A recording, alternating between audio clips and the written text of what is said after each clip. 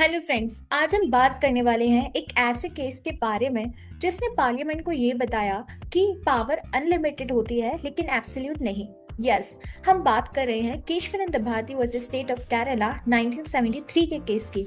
जब 1970 में केरला गवर्नमेंट ने एक लैंड रिफॉर्म लॉ पास किया और केशवानंद भारती जी, जो कि एडनीर मठ के हेड थे, उनकी लैंड एक्वायर कर ली गई। उन्होंने आर्टिकल 32 का यूज करके सुप्रीम कोर्ट में केस फाइल किया कि उनके रिलीजियस राइट्स वायलेट हो रहे हैं, पर बात वही नहीं रखी। ये केस बन गया एक बहुत बड़ा कॉन्स्टिट्यूशनल क्राइसिस, क्योंकि सवाल था क्या पार्लियामेंट कॉन्स्टिट्यूशन के किसी भी पार्ट को बदल सकता है, इवन फंडामेंटल राइट्स को।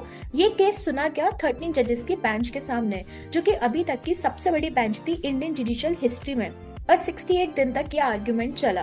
अप्रैल 24, 1973 को जजमेंट आया। 7-6 के मेजोरिटी से कोर्ट ने कहा पार्लियामेंट अमेंड तो कर सकती है कॉन्स्टिट्यूशन को, पर उसका बेसिक स्ट्रक्चर नहीं तोड़ सकती। ये जो जजमेंट बना basic structure doctrine.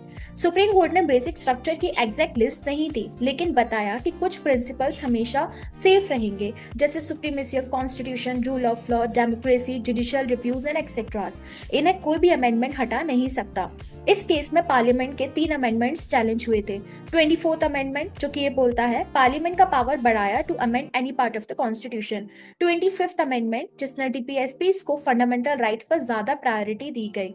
29th amendment, land reform laws को 9th शेड्यूल में डाल दिया गया। कोर्ट ने कुछ पार्ट्स को वैलिड माना और कुछ को अनकॉन्स्टिट्यूशनल डिक्लेयर कर दिया गया। इस केस के बाद तुरंत पॉलिटिकल रिएक्शन भी आया। सुप्रीम कोर्ट के सीनियर मोस्ट जजेस को बाईपास करके जस्टिस एन रे को चीफ जस्टिस बना दिया गया, जो कि डिसेंडिंग जज थे। जो जुडिशरी के इंडिपेंडेंस के ऊपर बहुत बड़ा सवाल उठने लगा। सो फ्रेंड्स, केशवानंद भारती सिर्फ एक जजमेंट नहीं था, वो बने एक ऐसे सिंबल जिन्होंने भारतीय संविधान की रूह को बचाया। Stay updated with us. Thank you.